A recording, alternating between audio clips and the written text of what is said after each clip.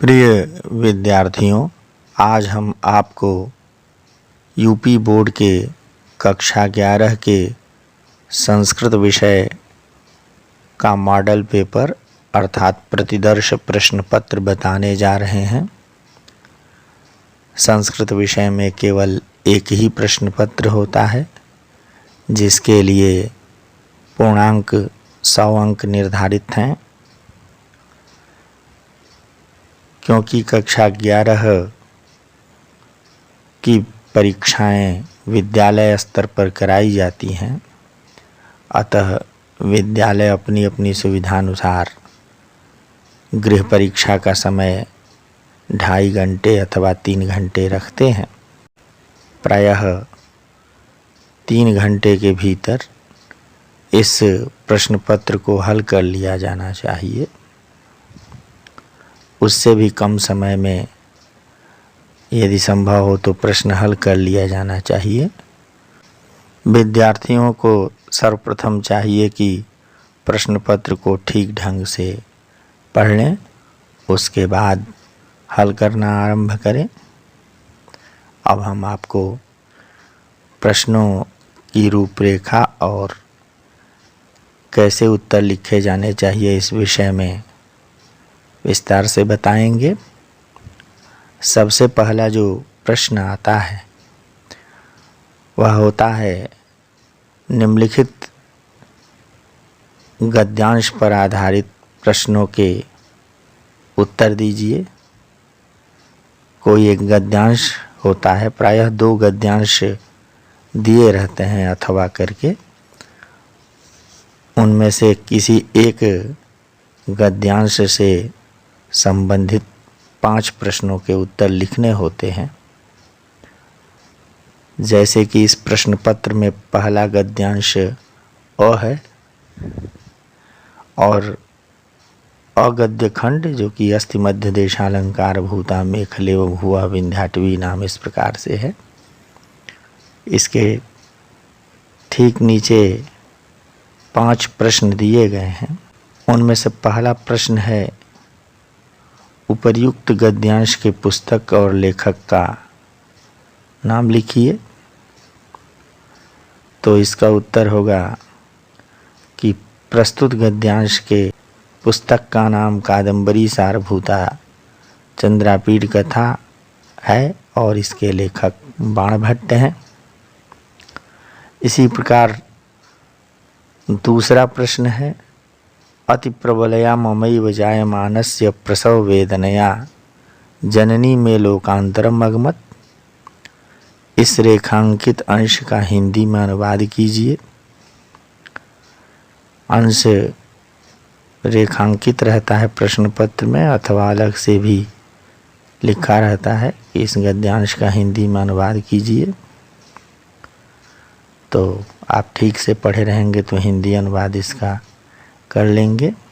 इसका हिंदी अनुवाद होगा, आपको लिखना चाहिए। प्रश्न 2, हिंदी अनुवाद, मेरे जन्म लेने की अत्यंत प्रबल प्रसव पीड़ा से मेरी माता परलोक चली गई। अगला प्रश्न है तीसरा, मध्य देशालंकार भूता मेखलेव भुवः कः अस्ति। तो पहला ही वाक्य ऊपर गद्यांश में लिखा हुआ है, अस्ति मध्य देशालंकार भूता मेखलेव भुवः विंध्याटवी नाम।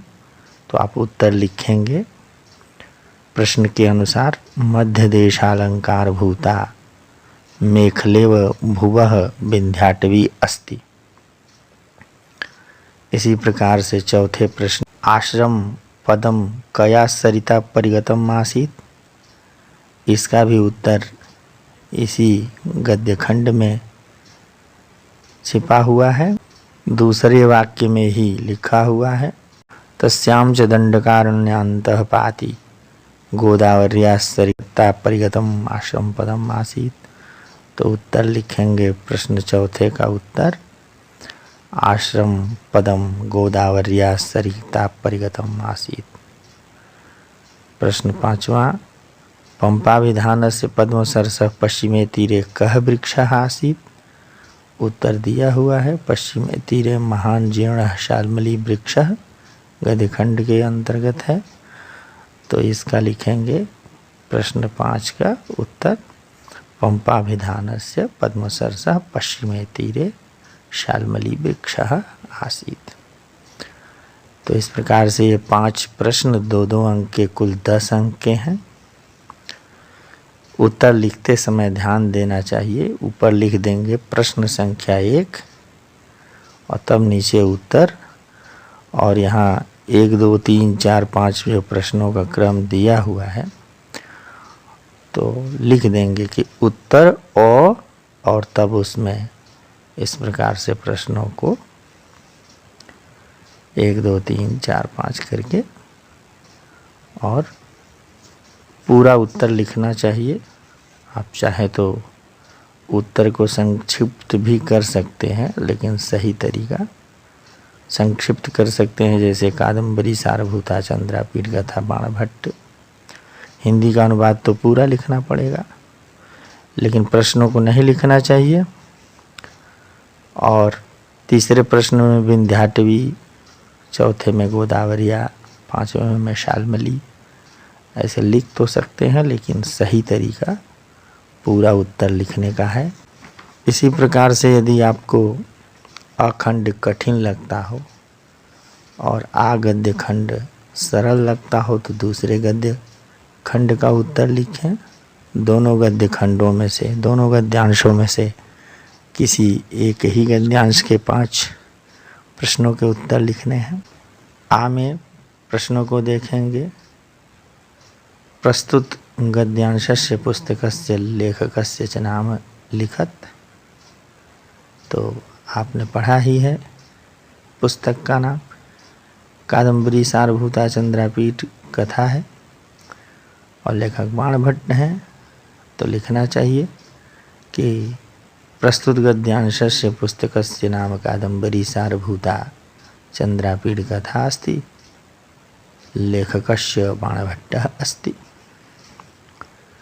प्रश्न दूसरा, अवशिष्ट पुण्यतया तु महतः शुष्क पत्र राशेः उपरि पतितम् आत्मानम् अपश्यम्। इस रेखांकित अंश का हिंदी में अनुवाद कीजिए। तो आपने ठीक ढंग से कक्षा में अध्ययन किया है अथवा ऑनलाइन क्लास किया है तो आप सरलता से इसका उत्तर लिख लेंगे। उत्तर में लिखना चाहिए प्रश्न 2 हिंदी अनुवाद या रेखांकित अंश का हिंदी अनुवाद। फिर आगे लिखना चाहिए, पुण्य शेष होने के कारण मैंने अपने को विशाल सूखे पत्तों के ढेर पर गिरा हुआ पाया। प्रश्न तीसरा है, वैशंपायनः कुत्र पतितम् आत्मानम् अपश्यत्।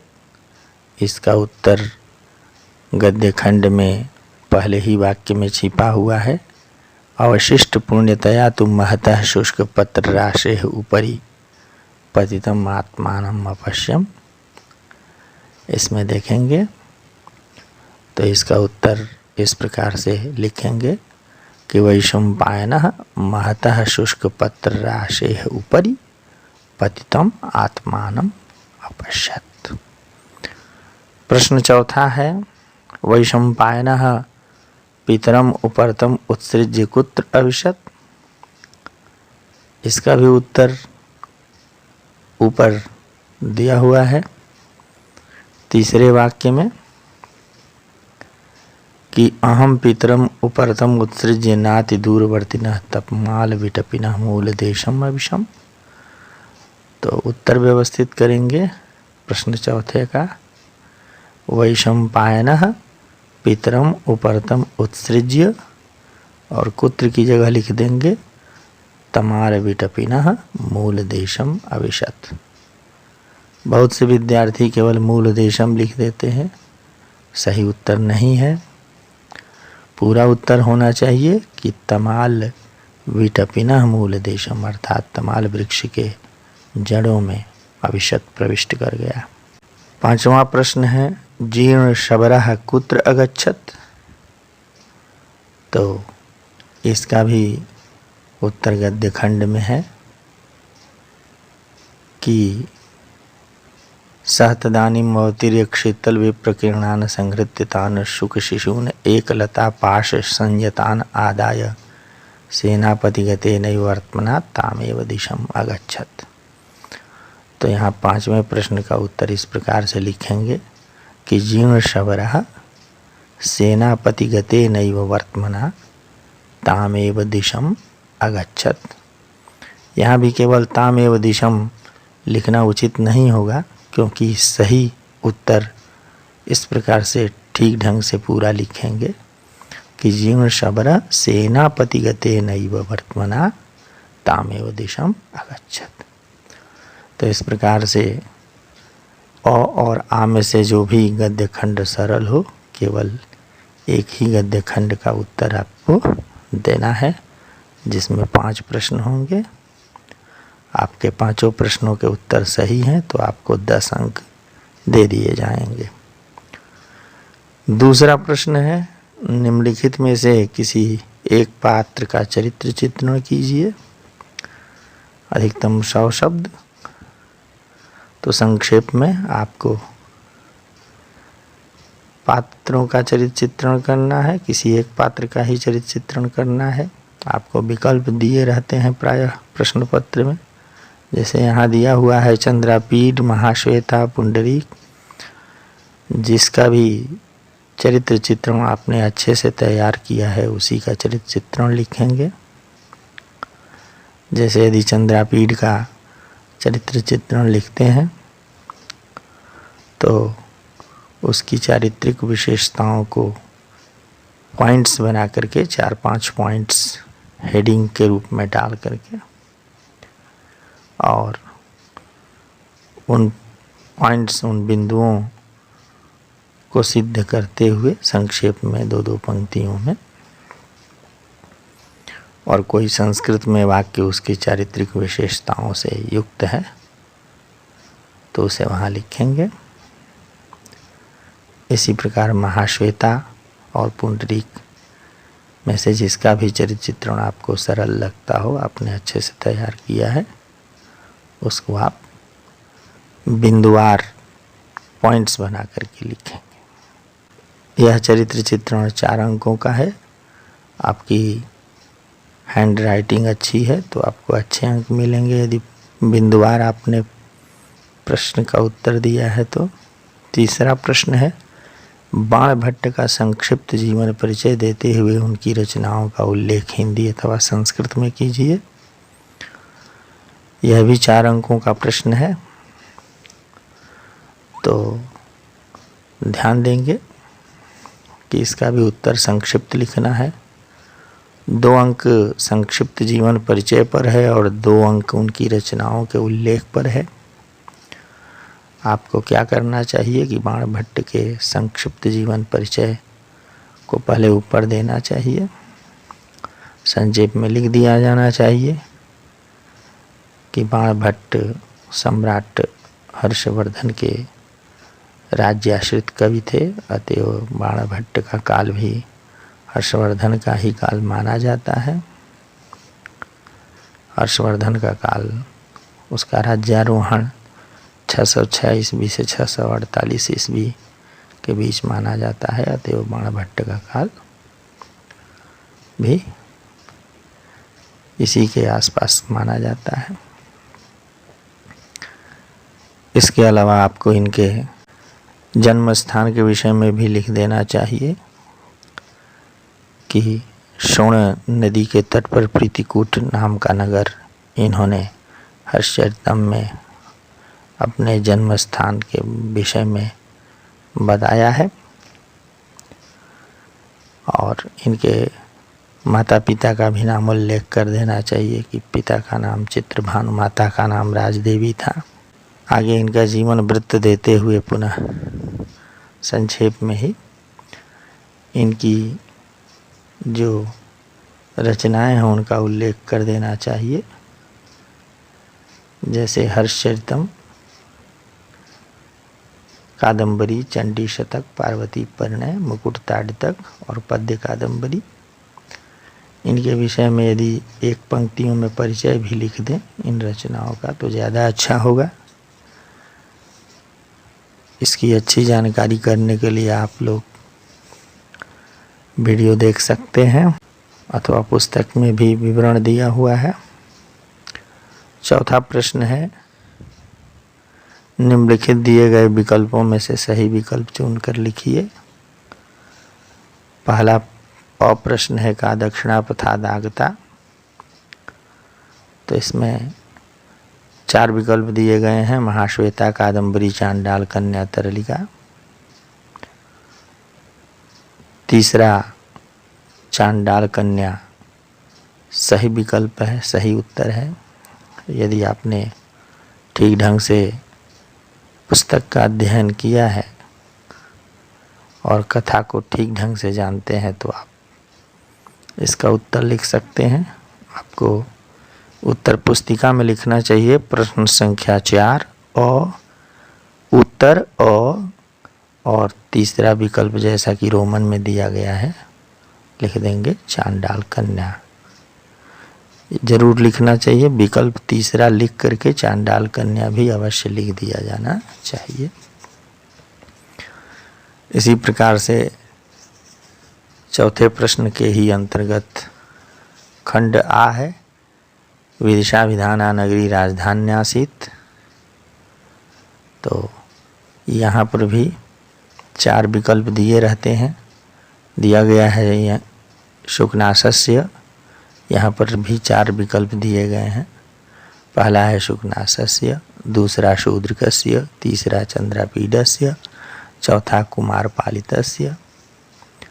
इसमें दूसरा विकल्प सही है। आपको उत्तर पुस्तिका में लिखना चाहिए उत्तर आ, दूसरा शूद्रकस्य। आपको विकल्प वाले जो भी प्रश्न हो या कोई भी प्रश्न हो उसके अंतर्गत यदि आ या क ख ग इस तरह से यदि भाग है तो उनका उत्तर एक ही जगह लिखना चाहिए।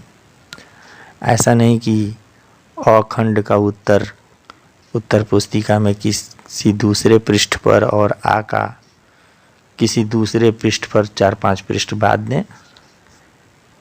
ऐसा करने पर परीक्षक ध्यान नहीं देते या उनके ध्यान में नहीं आता तो आपके नंबर कम हो सकते हैं। तो इस प्रकार से कुल 20 अंक के प्रश्न चंद्रापीठ कथा से होते हैं। 10 अंक गद्य खंड से संबंधित 5 प्रश्नों के उत्तर के लिए, 4-4 अंक चरित्र चित्रण और लेखक के जीवन परिचय रचनाओं के उल्लेख के लिए और 2 अंक विकल्प वाले आते हैं। 1-1 अंकों के 2 प्रश्न। इसी प्रकार से रघुवंशम महाकाव्य के द्वितीय सर्ग से भी कुल 20 अंकों के प्रश्न होते हैं। देखेंगे 5वां प्रश्न, अधोलिखित श्लोकों में से किसी एक श्लोक की हिंदी में संदर्भ सहित व्याख्या कीजिए। इस प्रकार से आता है। 2 अंक संदर्भ के लिए एवं 5 अंक व्याख्या के लिए निर्धारित हैं। कुल 7 अंक इस प्रश्न के लिए निर्धारित हैं। इसमें भी 2 श्लोक दिए रहते हैं और आ करके या क ख करके आपको जिस श्लोक की व्याख्या सरल लगती हो उसी की व्याख्या लिखनी चाहिए। कोई भी श्लोक हो संदर्भ एक ही ढंग का लिखा जाएगा। संदर्भ यही होता है। संदर्भ आप लिखेंगे कि प्रस्तुत श्लोक हमारी पाठ्य पुस्तक रघुवंशम महाकाव्य के द्वितीय सर्ग से उद्धृत है। इसके रचनाकार दीपशिखा उपाधि से विभूषित कविता कामिनी विलास कवि कुलगुरु कालिदास हैं। यदि आप इतना सही ढंग से लिख लेते हैं तो 2 अंक अवश्य मिल जाएंगे और हिंदी व्याख्या के लिए 5 अंक निर्धारित हैं। आपको व्याख्या में प्रसंग दे करके लिखना चाहिए। व्याख्या में इस बात का ध्यान रहे कि आप यह अवश्य बताएं कि श्लोक में कही बात को कौन कह रहा है। यदि कवि की ओर से कथा लिखी जा रही है तो आप लिख सकते हैं कि कवि कुलगुरु कालिदास इस विषय का वर्णन कर रहे हैं, यहाँ का प्रसंग है। यदि सिंह राजा दिलीप से कह रहा है तो जरूर लिखा जाना चाहिए कि सिंह राजा दिलीप से कहता है। तो इस प्रकार से कौन किससे क्या कह रहा है यह जरूर उल्लेख आपकी व्याख्या में होना चाहिए। इसी प्रकार से 6वां प्रश्न जो होता है संदर्भ सहित संस्कृत व्याख्या का होता है। इसके लिए भी 2 अंक संदर्भ के लिए एवं 5 अंक संस्कृत में व्याख्या के लिए निर्धारित है। इस प्रश्न पत्र में 6वां प्रश्न है, अधोलिखित श्लोकों में से किसी एक श्लोक की संदर्भ सहित संस्कृत में व्याख्या कीजिए। तो सबसे पहले आप संस्कृत में संदर्भ लिखेंगे कि श्लोकोऽयं रघुवंश महाकाव्यस्य द्वितीय सर्गात् समुद्धृतो वर्तते, अस्य प्रणेता दीपशिखोपाधि विभूषितः कविता कामिनी विलासः कविकुल गुरु कालिदासो अस्ति। तो इस प्रकार से आपको संस्कृत में संदर्भ लिखना होगा। आपको 2 अंक मिल जाएंगे। यहाँ हिंदी में संदर्भ लिखेंगे तो आपके उत्तर को गलत मान लिया जाएगा। इसलिए यह ध्यान रखें कि यहाँ आपको संदर्भ सहित संस्कृत में व्याख्या लिखा जा रहा है, प्रश्न में पूछा जा रहा है, तो संदर्भ भी संस्कृत में ही होना चाहिए। फिर जैसा बताया गया है 2 श्लोक दिए रहते हैं, किसी एक श्लोक को जिसकी संस्कृत व्याख्या आप आसानी से लिख सकें उसी एक श्लोक की व्याख्या आपको लिख देना चाहिए। प्रश्न संख्या 7, महाकवि कालिदास का जीवन परिचय हिंदी अथवा संस्कृत में लिखिए। कभी कभी भाषा शैली को लेकर के भी यहाँ प्रश्न आते हैं कि कालिदास की भाषा शैली पर प्रकाश डालें। तो जो भी प्रश्न आया हो परीक्षा में उसका संक्षेप में उत्तर लिखेंगे। यहाँ कालिदास का जीवन परिचय आया है तो आपको संक्षेप में लिख देना चाहिए कि यद्यपि कालिदास के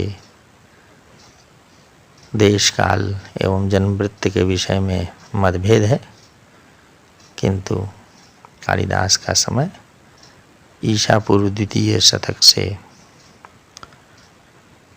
4th शतक के बीच माना जाता है। यह भी लिखना चाहिए कि कालिदास विक्रमादित्य के नवरत्नों में से एक थे, ऐसा उल्लेख मिलता है।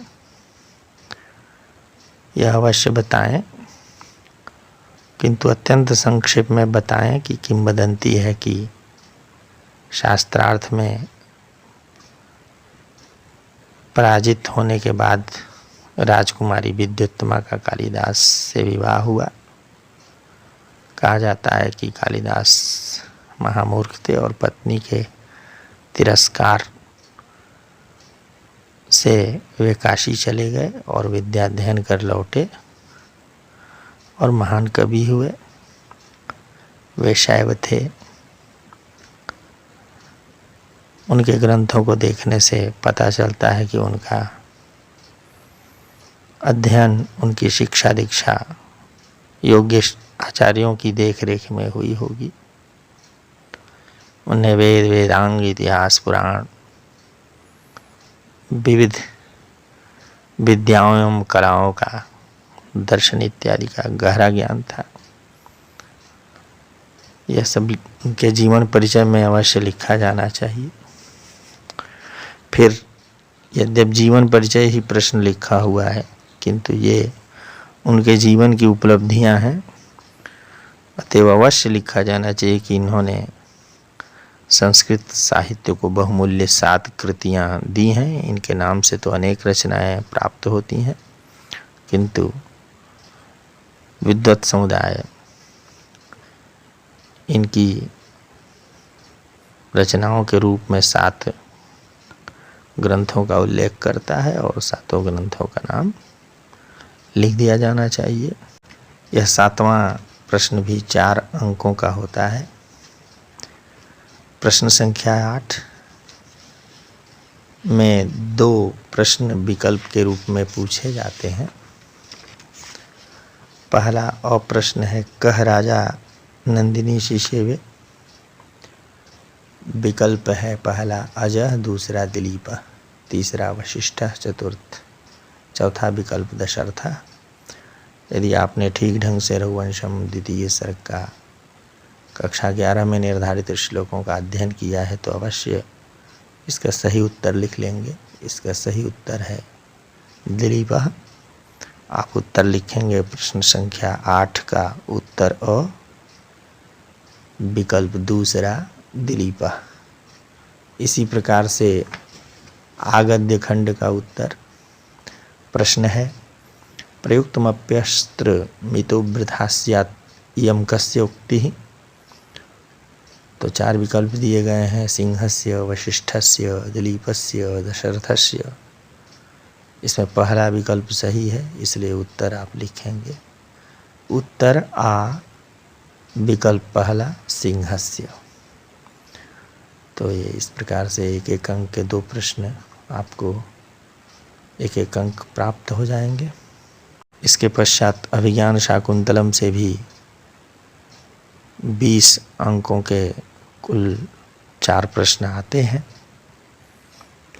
उसमें पहला प्रश्न जो होता है 9वां, वह यह कि अधोलिखित में से किसी एक अंश की हिंदी में संदर्भ सहित व्याख्या कीजिए।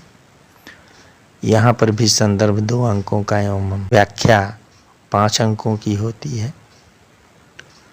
तो संदर्भ इस प्रकार से लिखना चाहिए कि प्रस्तुत श्लोक अथवा गद्यांश, कभी कभी गद्यांश भी विकल्प के रूप में दिया रहता है और आधो खंड होते हैं। यदि श्लोक है तो लिखेंगे प्रस्तुत श्लोक, यदि गद्यांश का उत्तर लिख रहे हैं तो लिखेंगे प्रस्तुत गद्यांश। तो प्रस्तुत श्लोक हमारी पाठ्य पुस्तक अभिज्ञान शाकुंतलम के 4th अंक से उद्धृत है। इसके प्रणेता कविता कामिनी विलास कवि कुलगुरु कालिदास हैं। इतना आप लिख देंगे तो संदर्भ 2 अंकों का है, 2 अंक आपको प्राप्त हो जाएंगे। इसके बाद जैसी आपको व्याख्या बताई गई है कक्षा में, उस प्रकार से व्याख्या लिखेंगे।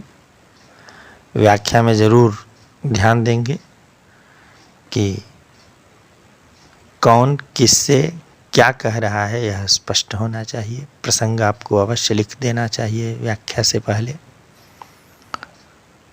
और कहने का क्या आशय है, क्या अभिप्राय है, यह भी व्याख्या के अंत में अवश्य लिखना चाहिए। प्रश्न संख्या 10, निम्नलिखित में से किसी एक सूक्ति की हिंदी में संदर्भ सहित व्याख्या कीजिए। इस प्रश्न में भी 2 अंक संदर्भ के लिए निर्धारित हैं। जैसा कि 9वें प्रश्न में संदर्भ बताया था, वैसे ही संदर्भ लिख देना चाहिए और 5 अंक व्याख्या के लिए हैं। सूक्तियों की व्याख्या में भी यह ध्यान देना चाहिए कि कौन सूक्ति किसके द्वारा किससे कही जा रही है, या वाक्य सूक्ति अथवा वाक्य भी होता है। तो जो भी सूक्ति या वाक्य हो, किसके द्वारा किससे कहा गया है और उस वाक्य के कहने का आशय क्या है, यह जरूर व्याख्या में स्पष्ट होना चाहिए। सूक्ति या वाक्य की व्याख्या लिखते समय भी प्रसंग अवश्य लिख दिया जाना चाहिए, तो आपको अच्छे अंक प्राप्त होंगे। प्रायः 3 वाक्य दिए रहते हैं, जिनमें से किसी एक वाक्य को आपको करना होता है। जैसे कि यहाँ दिया गया है गुणवते कन्यका प्रतिपादनीय, दूसरा है को नाम उष्णोदकेन नो मालिकां सिंचति, तीसरा है अवेहितनयां ब्रह्मन् अग्निगर्भां शमीमिव। तो आपको इस बात का ध्यान रखना चाहिए कि किसी एक श्लोक का अंश भी इसमें हो सकता है अथवा किसी गद्यांश का कोई वाक्य हो सकता है। तो गद्यांश एवं श्लोकों में से कहीं से भी 3 वाक्य उठा के दिए गए रहते हैं। उनका उत्तर आपको उनकी व्याख्या लिखनी चाहिए। जिस वाक्य की व्याख्या आपको अच्छे से आती है, जो आपको सरल लगता हो, उसी वाक्य की व्याख्या आपको उत्तर पुस्तिका में लिखनी चाहिए। 11वां प्रश्न है कालिदास की नाट्यकला की समीक्षा कीजिए। अधिकतम 100 शब्द। आपको संक्षेप में कालिदास की नाट्यकला के विषय में बताना चाहिए। कथा वस्तु की योजना कालिदास की, पात्र योजना, रसाभिव्यक्ति, छंद एवं अलंकारों का प्रयोग, संवाद एवं भाषा शैली इत्यादि के विषय में, नाटक की अभिनेता के विषय में 2-2 पंक्तियां अवश्य लिख देनी चाहिए। 12वां प्रश्न है निम्नलिखित दिए गए विकल्पों में से सही विकल्प चुन करके लिखिए। 1-1 अंक के 2 प्रश्न आते हैं। पहला है शकुंतलायै शापम कह दत्तवान। 4 विकल्प दिए गए हैं। पहला कण्वः, दूसरा दुर्वासा, तीसरा गौतमी, चौथा प्रियंवदा। आपने ठीक ढंग से अध्ययन किया है तो आप इस प्रश्न का उत्तर आसानी से कर लेंगे। आपको लिखना चाहिए उत्तर पुस्तिका में प्रश्न संख्या 12 का अ, उत्तर दूसरा विकल्प दुर्वासा। आगे आखंड में प्रश्न है अभिज्ञान शाकुंतले मुख्य रसः कः। तो उत्तर सही विकल्प देखेंगे। पहला है करुण रसः, दूसरा है शांत रसः, तीसरा है वीर रसः, चौथा है श्रृंगार रसः। सही उत्तर श्रृंगार रसः है। तो आपको उत्तर पुस्तिका में लिखना चाहिए उत्तर आ, चौथा श्रृंगार रसः। इस प्रकार से कुल 60 अंकों के प्रश्नों की जानकारी मैंने आपको अभी तक दी। अब रचना एवं व्याकरण से संबंधित प्रश्नों को देखेंगे। 13वां जो प्रश्न होता है वह प्रार्थना पत्र लिखने को होता है। प्रश्न है 1 दिन के अवकाश हेतु अपने प्रधानाचार्य को संस्कृत में एक प्रार्थना पत्र लिखिए, अथवा प्रधानाचार्य को पुस्तकालय की समुचित व्यवस्था के लिए संस्कृत में एक पत्र लिखिए। आपको जो भी विकल्प सही लगता हो, आपको यदि अवकाश हेतु प्रधानाचार्य को संस्कृत में प्रार्थना पत्र लिखना सरल लगता हो तो उसे लिखिए, अथवा जो नीचे दिया गया है उसे लिखिए। आपको एक ही प्रार्थना पत्र लिखना है और संस्कृत में लिखना है, इस बात का विशेष ध्यान देना चाहिए। आपको जैसा कि कक्षा में एवं ऑनलाइन कक्षा में बताया गया है, आपको एक प्रश्न पत्र लिख देना चाहिए संस्कृत में। और इस बात का विशेष ध्यान रखें कि दिनांक एवं रोल नंबर अपना अनुक्रमांक लिख रहे हैं तो उसे देवनागरी लिपि के अंकों में ही लिखिए। यह प्रश्न 6 अंकों का होता है। आप यदि अच्छा संस्कृत में पत्र लिखते हैं तो आपको अच्छे अंक प्राप्त होंगे। 14वां प्रश्न है अनुप्रास अथवा यमक अलंकार की परिभाषा हिंदी अथवा संस्कृत में लिखकर संस्कृत में एक उदाहरण दीजिए। ध्यान रहे कि यह 4 अंकों का प्रश्न है। इसमें यदि आप अलंकार की परिभाषा हिंदी अथवा संस्कृत में लिखते हैं तो 2 अंक, और एक उदाहरण आपको संस्कृत में ही देना होगा, उसके लिए 2 अंक मिलेंगे। तो यदि आप अनुप्रास का उत्तर लिखना चाहते हैं तो आपको संस्कृत में लिखने का विकल्प है, अथवा हिंदी में आप लिख सकते हैं अनुप्रासः शब्द साम्यम वैषम्येपि स्वरस्य यत्, या वर्ण साम्यम अनुप्रासः भी लिख सकते हैं। आप संस्कृत में ठीक से नहीं लिख सकते यदि परिभाषा, तो आप हिंदी में लिख सकते हैं कि जहाँ स्वरों में विषमता होने पर भी शब्दों की समानता हो, अर्थात व्यंजन वर्णों की बार बार आवृत्ति हो, उसे अनुप्रास अलंकार कहते हैं। फिर आपको उसका एक उदाहरण संस्कृत में देना चाहिए। अच्छा उदाहरण लिखा जाना चाहिए। खाना पूर्ति नहीं करनी चाहिए कि कहीं से एक लाइन उठा लिया और आपने उदाहरण के रूप में लिख दिया। बहुत लोग उत्तर लिखते हैं कि तरणितम नूजा तट तमाल तरुवर बहुयुक्तम। यह वाक्य हिंदी की कविता की संस्कृत छाया है। संस्कृत में कोई अलंकारों के उदाहरणों की श्लोकों की दरिद्रता नहीं है कि यहाँ दूसरी भाषा के वाक्य का संस्कृत अनुवाद प्रस्तुत किया जाए। आप एक सुंदर उदाहरण जो कि पुस्तक में दिया है लिख सकते हैं। थोड़ा परिश्रम करना चाहिए, श्लोकों को याद करना चाहिए।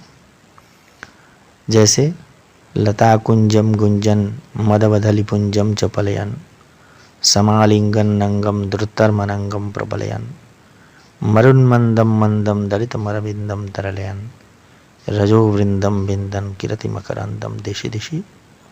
अथवा कोई अन्य उदाहरण जो मूल रूप से संस्कृत भाषा का श्लोक हो, उसे ही उदाहरण के रूप में देना चाहिए।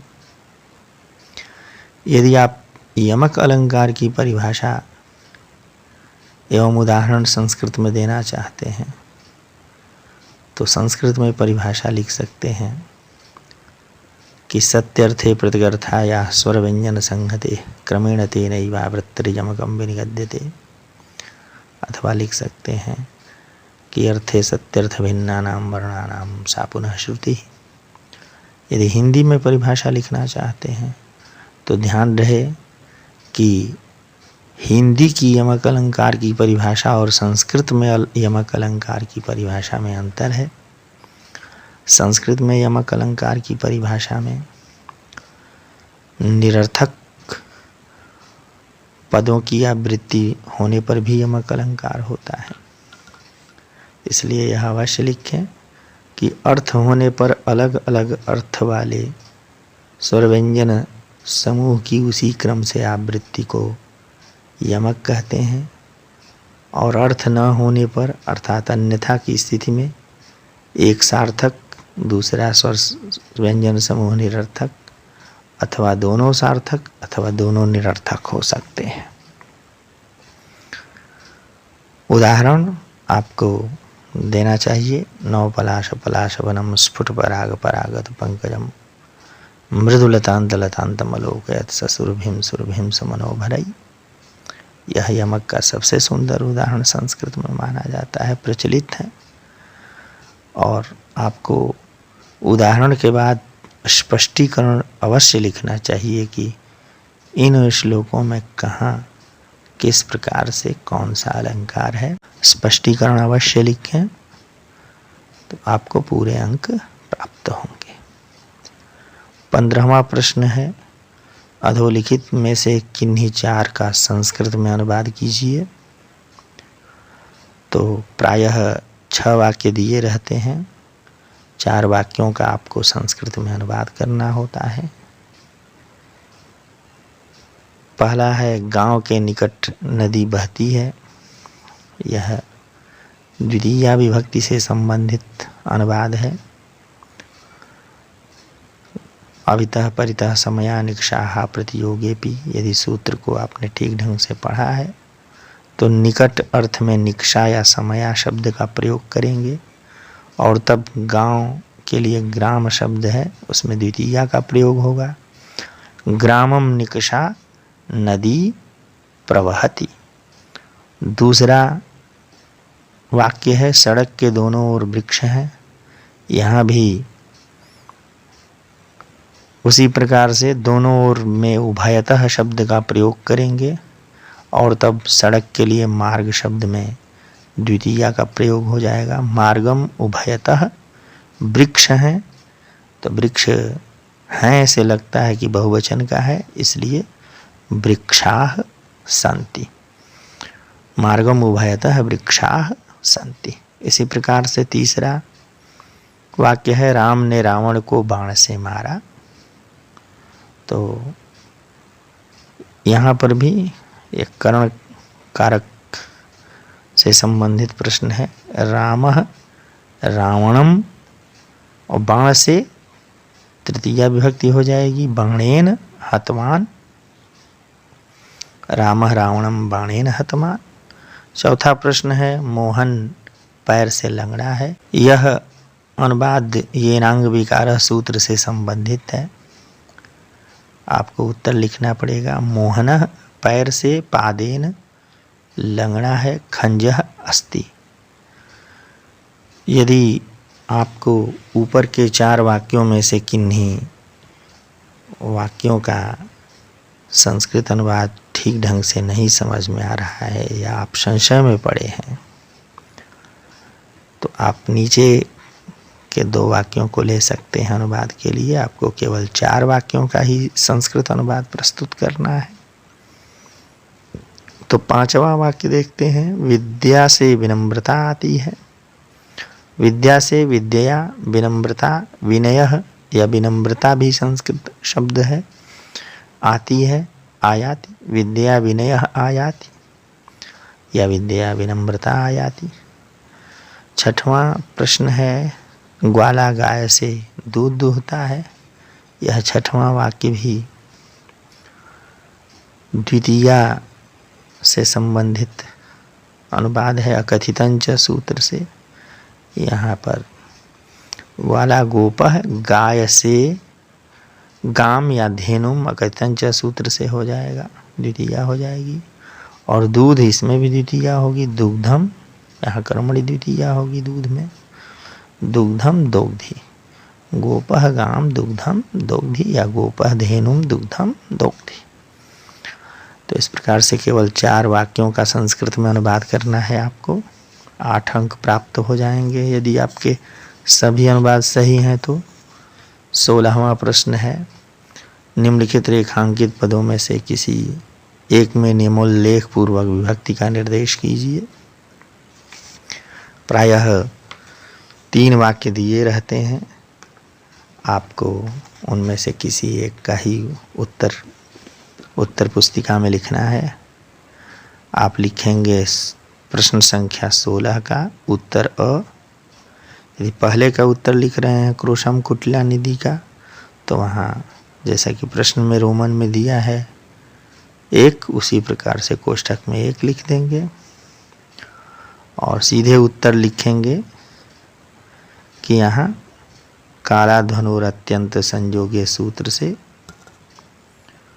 मार्गवाचक क्रोश शब्द में द्वितीया विभक्ति हुई है। इसी प्रकार से यदि आप इसका उत्तर नहीं जानते तो दूसरे का उत्तर लिख सकते हैं। मुनिः शीलाम अधिशेते, यहाँ शीलाम रेखांकित पद है। यहाँ पर अधिशिंग स्थासाम कर्म सूत्र से अधि उपसर्ग पूर्वक शींग धातु के प्रयोग होने के कारण शिला पद में द्वितीया विभक्ति हुई है। तीसरा है बलिम याचते वसुधाम, यहाँ कथितंच सूत्र से बलि पद में द्वितीया विभक्ति का प्रयोग हुआ है। अगला प्रश्न है आखंड में रामः लक्ष्मणेन सह गच्छति। रेखांकित पद में कौन सी विभक्ति है? रेखांकित पद लक्ष्मणेन है। 4 विकल्प दिए हुए होते हैं प्रश्न में। यहाँ पर पहला विकल्प है द्वितीया, दूसरा तृतीया, तीसरा सप्तमी, चौथा पंचमी। यहाँ लक्ष्मणेन सह सहयुक्त प्रधान सूत्र से तृतीया हुई है। लक्ष्मणेन में तृतीया विकल्प सही है, तो आप उत्तर लिखेंगे आ, दूसरा विकल्प तृतीया। इसी प्रकार से अगला प्रश्न है 17वां।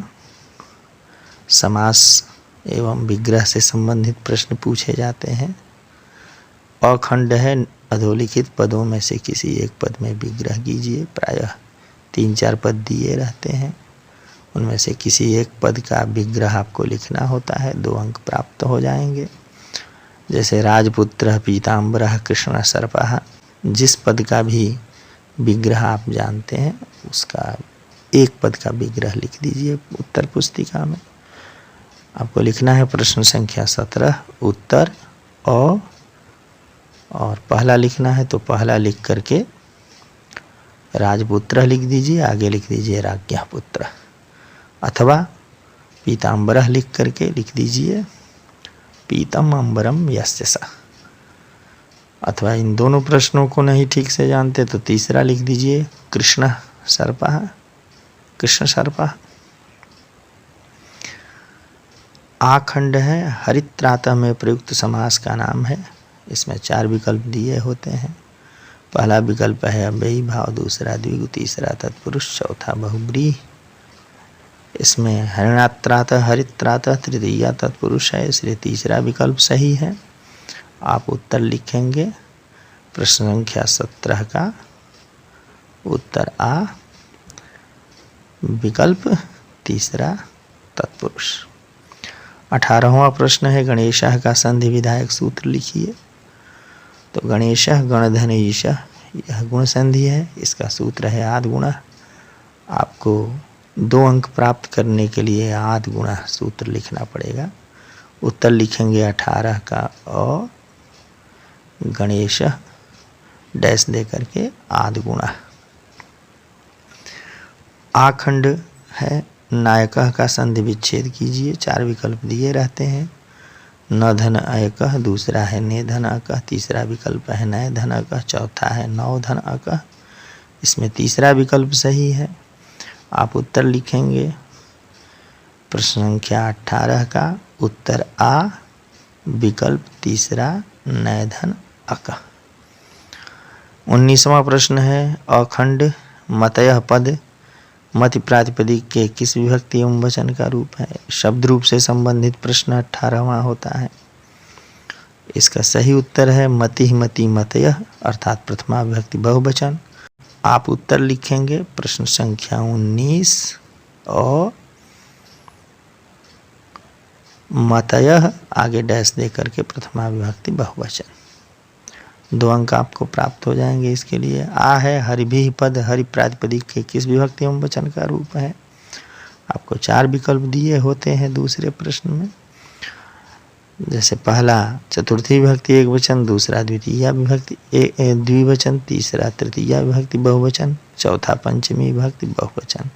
हरिभिः यह तृतीया बहुवचन का रूप है, इसलिए आप सही उत्तर लिखेंगे प्रश्न संख्या 19 आ, उत्तर विकल्प तीसरा तृतीया विभक्ति बहुवचन।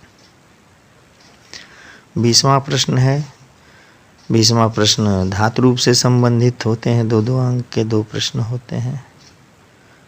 अखंड है, तिष्ठ क्रियापद का पुरुष एवं वचन लिखिए। सही उत्तर है यह लोट लकार मध्यम पुरुष एक वचन का रूप है। आपसे केवल पुरुष एवं वचन पूछा जा रहा है। आप उत्तर में लिखिए 20वां उत्तर और मध्यम पुरुष एक वचन। इसी प्रकार से आखंड में 4 विकल्प भी दिए होते हैं। गम धातु के लट लकार प्रथम पुरुष बहुवचन का रूप होगा। 4 विकल्प दिए हुए हैं। पहला गच्छति, दूसरा गच्छन्ति, तीसरा गमिष्यन्ति, चौथा गच्छेत्। तो लट लकार प्रथम पुरुष बहुवचन कहा गया है। गच्छति गच्छतः गच्छन्ति दूसरा विकल्प सही है। आप उत्तर पुस्तिका में लिखेंगे प्रश्न संख्या 20 का उत्तर आ, विकल्प दूसरा गच्छन्ति।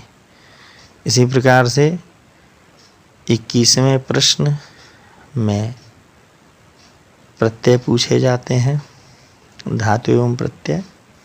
एक एक अंक के 2 प्रश्न होते हैं। जैसे 21 का अ है, पठ धातु में शत प्रत्यय लगाने पर रूप होगा। तो आपको विकल्प नहीं भी दिया हुआ हो सकता है या दिया भी हो सकता है। जैसी भी स्थिति हो इसका उत्तर आपको लिखना होगा।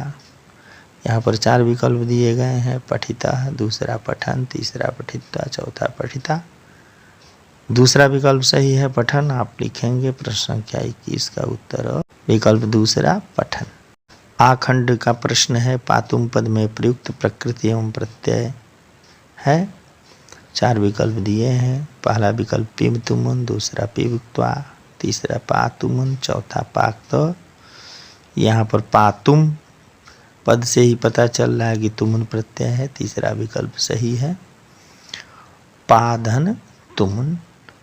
तो इस प्रकार से आप सही विकल्प उत्तर के रूप में लिखते हैं तो आपको पूरे अंक मिलेंगे। आपको गृह परीक्षा में इस बात का विशेष ध्यान रखना चाहिए कि समय के हिसाब से पहले छोटे छोटे प्रश्नों का उत्तर लिख लेना चाहिए, तब बड़े बड़े प्रश्नों के उत्तर और व्याख्या आदि लिखे जाने चाहिए। संभव हो तो विकल्प वाले प्रश्नों को एक ही जगह 1-2 पेज में जहाँ जितना स्थान संभव हो लिख दिया जाना चाहिए। यदि आप अच्छी हैंडराइटिंग में उत्तर देते हैं तो आपको निश्चित रूप से अच्छे अंक प्राप्त होंगे। आपको आगामी कक्षा 11 की गृह परीक्षा में अच्छे अंक प्राप्त हों, इसी शुभकामना के साथ बहुत बहुत धन्यवाद।